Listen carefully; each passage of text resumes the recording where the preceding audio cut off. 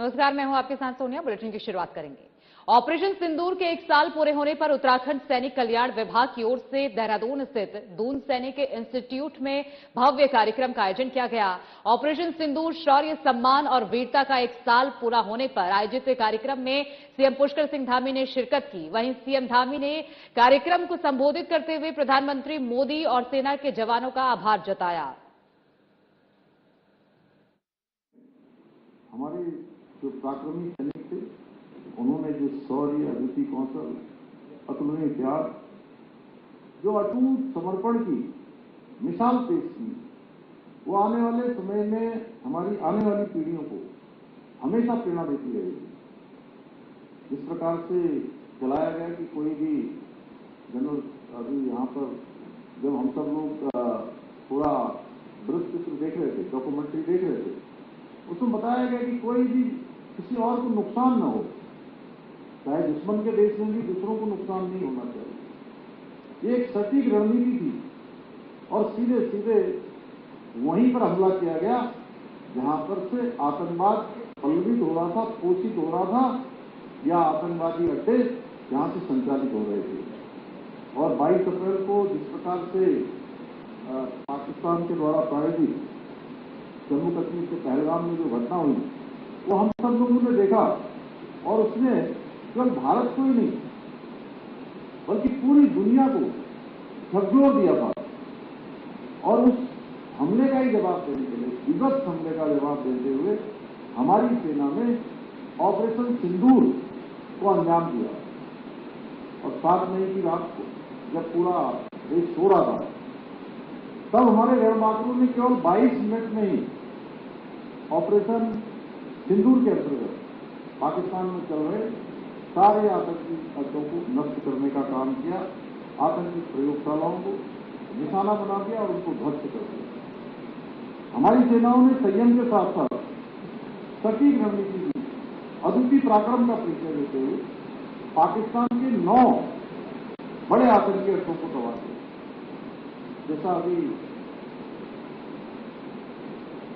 General Sabharwal ने कहा कि पाकिस्तान ने भी खुद मान लिया कि 100 से अधिक आतंकवादी मारे गए। उन्होंने तो मान लिया, लेकिन हमारे देश में कुछ लोग हैं वो पता नहीं कब मानेंगे। ये प्रश्न केवल मेरा नहीं है, आप बोल रहे थे तो मेरी समझ में आया कि वास्तव में ये बड़ा प्रश्न है। हालांकि मैं कोई इस अवसर पर कोई राजनीतिक बात नहीं करूंगा, और मैं जब भी सेना के किसी कार्यक्रम में होता हूँ, सैनिकों के बीच में होता हूँ, अपनी वीर माताओं के बीच में होता हूँ, वीरांगनाओं के बीच में होता हूँ, तो मेरे लिए बहुत गर्व का क्षण होता है।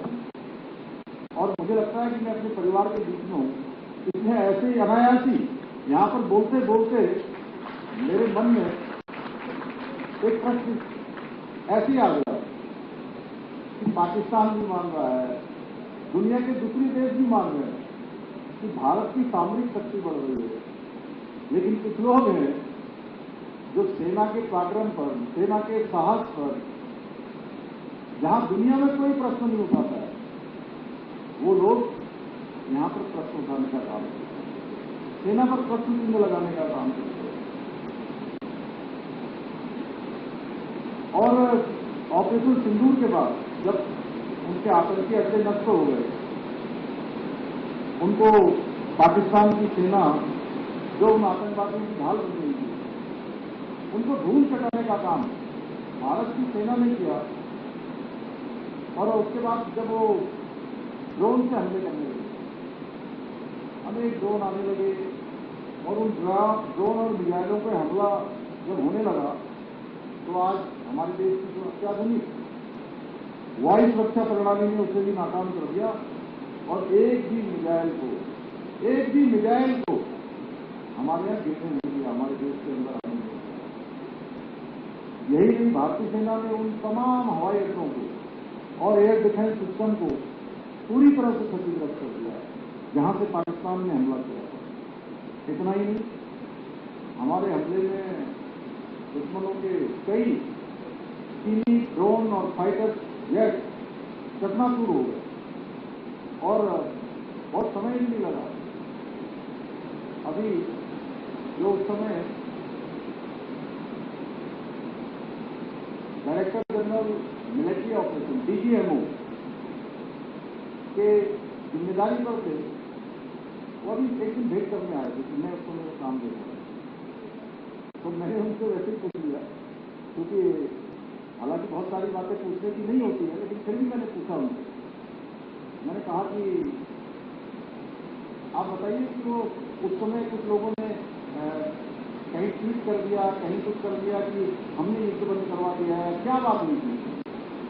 तो बोले कि नहीं, वो सबसे पहले पाकिस्तान के DGMO का मुझे ही फोन आया था कि अरे अब तो बहुत हो गया है, 4 दिन हो गए हैं, 4 दिन में अब इसको रोक दीजिएगा। तो 4 दिनों में ही पूरी तरह से उनको तबाह कर दिया और वो युद्ध विराम के लिए गिड़गिड़ाने लगे। और ऑपरेशन सिंदूर के बाद पाकिस्तान को भली भांति ये बात समझ में आ गई कि आज का नया भारत उसके किसी भी नापाक इरादों को सहन नहीं कर सकता है। साथियों, हम सभी जानते हैं वीरभूमि उत्तराखंड के लगभग प्रत्येक परिवार से कोई सेना में, कोई हमारे पैरामिलिट्री फोर्स में, इसलिए हमारा सेना है चाहे पैरामिलिट्री है, उनके परिवार हैं, उनसे हमेशा एक भावनात्मक लगाव है। और मैं बहुत गर्व की अनुभूति महसूस करता हूँ कि मैं स्वयं एक सैनिक पुत्र हूँ और मुझे ये देखकर आज बहुत गर्व की अनुभूति होती है कि आदरणीय प्रधानमंत्री श्री नरेंद्र मोदी जी के नेतृत्व में जिस प्रकार से आज हमारे जवानों का, हमारे सेना का मनोबल लगातार बढ़ाने का काम हो रहा है। सेना को आज अत्याधुनिक हथियार दिए जा रहे हैं, उनको हर प्रकार की सुविधाएं दी जा रही है, अच्छे उपकरण दिए जा रहे हैं। जो सियाचिन ग्लेशियर से लेकर बड़े बड़े सीमावर्ती क्षेत्रों में हमारे सैनिक अपनी सेवाएं देते हैं। पहले के समय में तमाम अभावों का उनको सामना करना पड़ता था, लेकिन आज हमारे देश की सेना हमारे नेतृत्व के लिए भी, हमारे प्रधानमंत्री जी के लिए भी, भारत सरकार के लिए भी, अन्य सरकारें जो भी देश में काम कर रही हैं, उन सभी के लिए सेना जो है सर्वोच्च प्राथमिकता में होती है। सेनाओं का मनोबल सर्वोच्च प्राथमिकता में होता है। इसीलिए आज भारत हर क्षेत्र के साथ, जहां हर क्षेत्र में आज भारत प्रगति कर रहा है। दुनिया का कोई क्षेत्र ऐसा नहीं है जहां आज भारत का तिरंगा कांधों में लहराता हो, कोई वैश्विक घटना हो, पूरी दुनिया आज किसी का इंतजार करती है, किसी की प्रतीक्षा करती है, तो भारत के रुख का इंतजार करती है कि भारत इसमें क्या रुख लेने वाला है।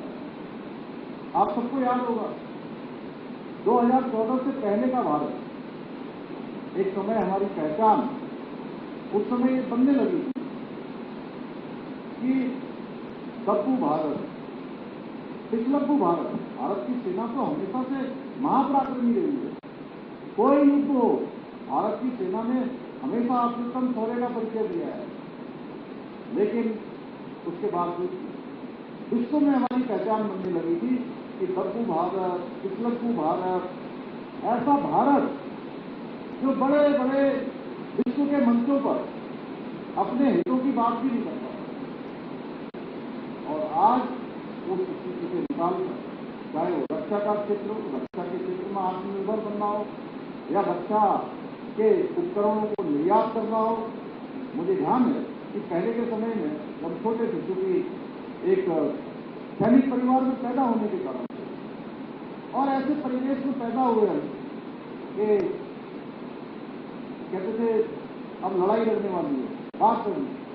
1980 के बाद जब थोड़ी थोड़ी अकल आने लगी है, हालांकि कोई बड़ा युद्ध नहीं हुआ, लेकिन कई सारे ऑपरेशन भारत की सेना ने चलाए, शांति सेना भारत की सेना ने भेजी। इसके अतिरिक्त सियाचिन ग्लेशियर से लेकर जम्मू एंड कश्मीर और पूरे सीमावर्ती क्षेत्रों में भारत की सेना के लगातार ऑपरेशन चलते रहे। तो हम देखते थे छोटे छोटे ऑपरेशन भी होते थे, तो भारत को रक्षा उपकरणों के लिए दूसरे देशों पर निर्भर रहना पड़ता। लेकिन आज स्थितियां बदल गई। अभी जनरल सभरवाल साहब ने बड़ा अच्छा कहा कि 38,000 करोड़ रुपए का जो है एक्सपोर्ट रक्षा उपकरणों का भारत की सरकार ने किया है। और इतना ही दुनिया के 80 से भी अधिक देशों को आज भारत की सरकार रक्षा के उपकरणों का निर्यात कर रही है। यानी कि आज रक्षा के उपकरणों के निर्माता के रूप में भी आज हम विश्व के पहली पंक्ति के देशों की सूची में हम शामिल हो गए हैं। आज जब तेजस हमारा तेजस आसमान का सीना पीटता है, दुश्मन पर कहर बनकर गरजती है, तो पूरी दुनिया दांतों तले अंगुली दबा देती है और दांतों तले अंगुली दबाने के लिए विवश हो जाती है। साथ ही ऑपरेशन सिंदूर के माध्यम से हमारी सेना ने यह सिद्ध कर दिया कि हमारे स्वदेशी हथियार अब दुनिया के किसी भी देश के हथियारों से कई गुना बेहतर है। इस अभियान में भारत में निर्मित Akash missile, defence system, BrahMos missile जैसे स्वदेशी हथियारों ने पूरे विश्व में भारत का डंका बजा दिया। आदरणीय प्रधानमंत्री जी के नेतृत्व में भारत की जो शक्ति है सामरिक रूप से, आज उसका अंदाजा इसी बात से लगाया जा सकता है कि आज देश का रक्षा उत्पादन 3 गुना से अधिक बढ़ चुका है और हर क्षेत्र में आज भारत आत्मनिर्भर हो रहा है। पहले गोली का जवाब देने के लिए पूछना पड़ता था, आप सब लोग बहुत भली भांति जानते हैं। अब कोई भी घटना होती है तो किसी से पूछने की आवश्यकता नहीं पड़ती है, इसमें भी सेना का मनोबल बड़ा होता है। क्योंकि प्रधानमंत्री जी ने एक वक्तव्य दिया था उस समय कि जब सेना युद्ध कर रही हो तो कोई भी जो है बीच में नहीं बोलेगा, सेना को अपना काम कर देना चाहिए। यानी कि सेना अगर गोली आ रही है तो गोलों का जवाब देने का काम करती है। एक समय था ऐसी कोई घटना होती थी, कोई आतंकवादी घटना होती थी, कोई अलगाववादी घटना होती थी, कोई बड़ा हमला होता था तो उसकी निंदा कर दी जाती थी और निंदा करके इसी से हो जाती थी, सारा काम समाप्त हो गया, कोई जवाबी कार्रवाई नहीं होती थी। लेकिन आज दुश्मन की हर नापाक हरकत का मुंह तोड़ जवाब देने का काम भारत की सेना करती है। चाहे वो उरी हमले का जवाब सर्जिकल स्ट्राइक से देना हो, पुलवामा के बाद एयर स्ट्राइक करनी हो, और या ऑपरेशन सिंदूर के माध्यम से हमारी पराक्रमी सेना ने यह अच्छे से बता दिया कि अगर हमारी बहन बेटियों के सिंदूर को कोई उजाड़ने की कोशिश करेगा तो उनके खानदान के खानदान तबाह कर दिए जाएंगे, जहां से वो फिर कभी दोबारा खड़े नहीं हो पाएंगे। इस प्रकार का काम भारत की सेना ने। आज का नया भारत केवल दुश्मन को उसके घर में घुसकर मारता ही नहीं है, बल्कि उस दुश्मन को धूल चटाने वाले हथियार भी खुद बनाने का काम कर रहा है। भाइयों बहनों, आज आदरणीय प्रधानमंत्री जी के नेतृत्व में सैनिकों के हित में भी कई महत्वपूर्ण फैसले लिए जा रहे हैं। चाहे वो वन रैंक वन पेंशन का हो, आप सभी जानते हैं, नेशनल बार मेमोरियल का निर्माण हो, रक्षा बजट में बढ़ोतरी करना हो, सैनिकों की आवश्यकताओं को पूरा करना हो, या फिर बॉर्डर्स पर इंफ्रास्ट्रक्चर को मजबूत बनाना हो। ये सभी निर्णय आदरणीय प्रधानमंत्री जी की जो सोच है वो सेना के प्रति सम्मान को दर्शाते हैं। और मुझे आप सबके बीच में ये कहने में भी कोई संकोच नहीं है, 2014 से पहले, क्योंकि हमारे राज्य में भी 2 अंतर्राष्ट्रीय सीमाएं हैं और उस अंतर्राष्ट्रीय सीमा तक जाने वाले जो हमारे सीमावर्ती क्षेत्र हैं, वहां पर इतने सालों में अच्छी सड़कों का निर्माण नहीं हो पाया, अच्छा इंफ्रास्ट्रक्चर नहीं बन पाया। अभी 2022-23 में एक सड़क कई साल से इंतजार कर रही थी, लिपू लेक से न्यू लिपू लेक जाने का, लिपू लेक से न्यू लिपू लेक, और वो इसीलिए नहीं बनाई जा रही थी। आप सब सैन्य अधिकारी हैं, सेना में इतना पूरा जोर लगाया है, तो मैंने स्वयं बात करी उस समय जो उच्चाधिकारी थे। मैंने कहा कि ये सड़क बननी तो कुल 500 मीटर थी, कुल 500 मीटर सड़क, लेकिन वो 500 मीटर सड़क बनने के बाद कम से कम 5 किलोमीटर जो है उसकी दूरी कम हो रही थी। केवल इसलिए नहीं बनाई जा रही थी कि कहीं वो पड़ोस वाले बुरा ना मान जाए। अभी मैंने जब हमने बताया तो आज वो न्यू लिपू लेक तक नई सड़क 2023-24 में ही बनकर तैयार हो गई और वहां आप में से कोई भी जाएगा तो जो भोले बाबा का कैलाश है ना,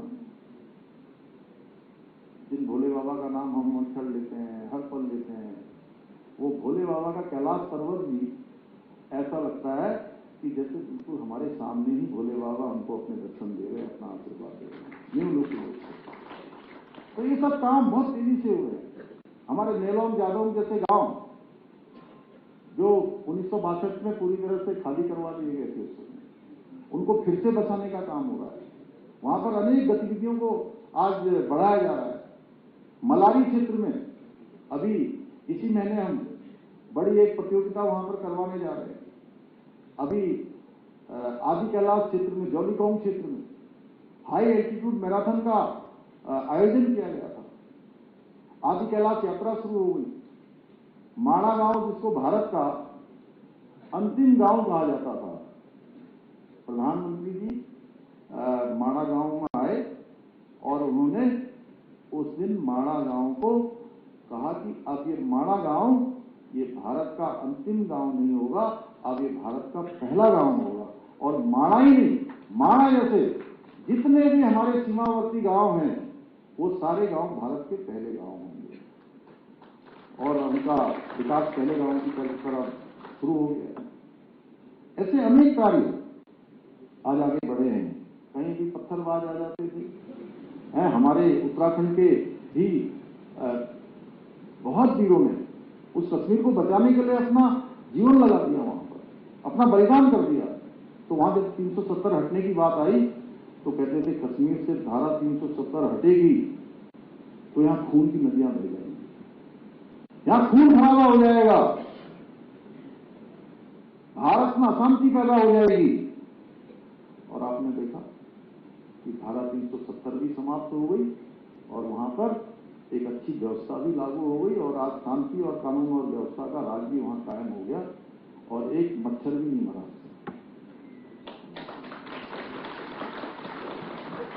और यही लोग हैं जिन्होंने सेना के भी हाथों को लंबे समय तक बांध के रखा। लेकिन आज मोदी जी के नेतृत्व में हमारी सेना सशक्त हो रही है। सर्जिकल स्ट्राइक हो, ऑपरेशन सिंदूर हो, ये सैन्य जो अभियान है, इन पर सवाल उठाकर सेना का मनोबल तोड़ने का काम करते हैं। और इस सच में मैं फिर कह रहा हूं, मैं बार बार कहता हूं, अभी चारधाम यात्रा चल रही थी, आप देख रहे होंगे इतनी शानदार चारधाम यात्रा होगी।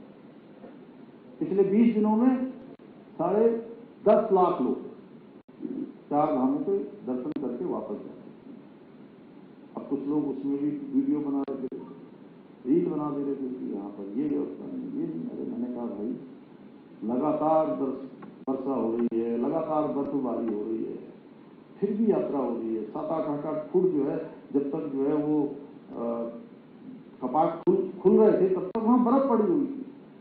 यात्रा अच्छी हो रही है, लोग आ रहे हैं, जा रहे हैं। और ये तो तीर्थ यात्रा है, कठिन भौगोलिक परिस्थिति में। मैंने कहा आप ठीक है, आपको कोई राजनीतिक फायदा होगा, आप मेरी जिस पार्टी में मैं काम करता हूं उस पार्टी को आप कुछ भी कहिए, आप मुझे कहिए, आप सरकार के बारे में कह सकते हैं, लेकिन कम से कम ये चारधाम यात्रा, हमारे पवित्र धाम, हमारे धार्मिक स्थान, हमारा ये सनातन, कम से कम इसकी आलोचना मत करिए।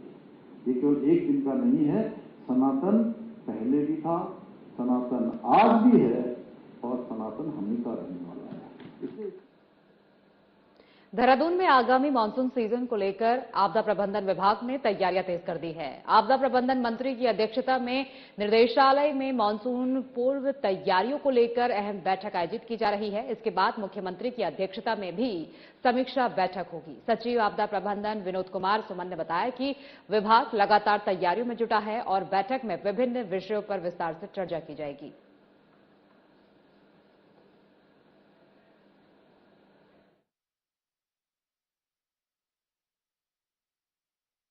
देखिए, मानसून के लिए तैयारी हमारी लगातार चल रही है।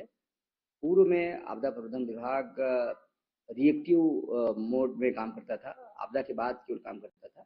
अभी हम लोग प्रोएक्टिव होकर काम कर रहे हैं, लगातार अपनी क्षमता को बढ़ा रहे हैं, ट्रेनिंग लगातार आयोजित कर रहे हैं, मॉक ड्रिल कर रहे हैं, जो भी उपकरण आवश्यक है उसको कर रहे हैं। विभागों में समन्वय के लिए लगातार बैठकें चल रही हैं। अभी 3 दिन पहले चीफ सेक्रेटरी सर ने बैठक लिया है। 11 तारीख को माननीय मंत्री जी की बैठक है, फिर उसके कुछ दिन बाद माननीय मुख्यमंत्री जी की बैठक है, सब विभागों के साथ में। तो हम लोग लगातार मिलकर यह प्रयास कर रहे हैं कि अपनी क्षमता को जितना हम बढ़ा पाएंगे, जितना अच्छा कर पाएंगे, उतना अच्छा आपदा को मैनेज कर पाएंगे। लगातार हम लोग उसमें काम। देहरादून के प्रेमनगर स्थित नंदा की चौकी के पास बन रहे पुल को लेकर पीडब्ल्यूडी ने 31 मई तक निर्माण कार्य पूरा करने का दावा किया है। विभाग के अनुसार 16 करोड़ रुपए की लागत से बन रहा ये पुल हजारों लोगों को राहत देगा। हालांकि निर्माण कार्य की धीमी रफ्तार को देखकर लोगों में संशय बना हुआ है। पिछले मानसून में पुराना पुल बह जाने के बाद फिलहाल अस्थायी पुल से आवाजाही हो रही है, जो बरसात में जोखिम भरा साबित हो सकता है।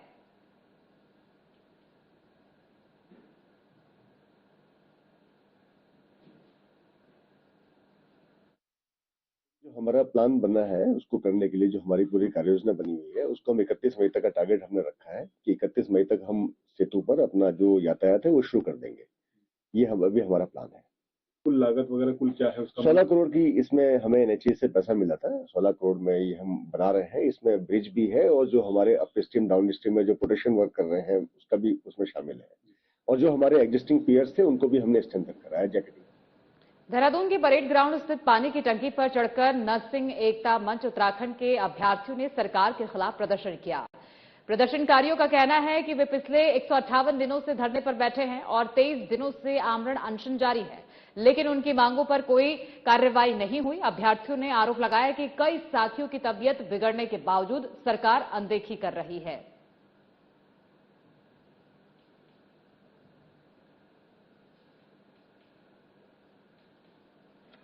तो ये तस्वीरें देहरादून की है, जहां नरसिंह मंच ने सरकार के खिलाफ मोर्चा खोल दिया है और अपनी मांगों को लेकर धरना प्रदर्शन उनका जारी है। तमाम मांगों को लेकर आज उन्होंने धरना प्रदर्शन किया है। ये तस्वीर आपको दिखा रहे हैं, जहां अभ्यर्थी यहां पर बैठकर प्रदर्शन करते हुए नजर आ रहे हैं और जल्द से जल्द उनकी मांगें पूरी नहीं हुई तो इस प्रदर्शन को और उग्र बनाने की उनकी तरफ से चेतावनी दी गई है।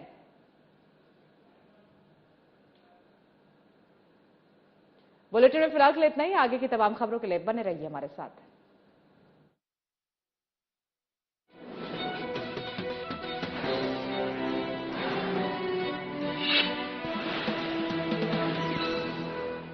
खंड में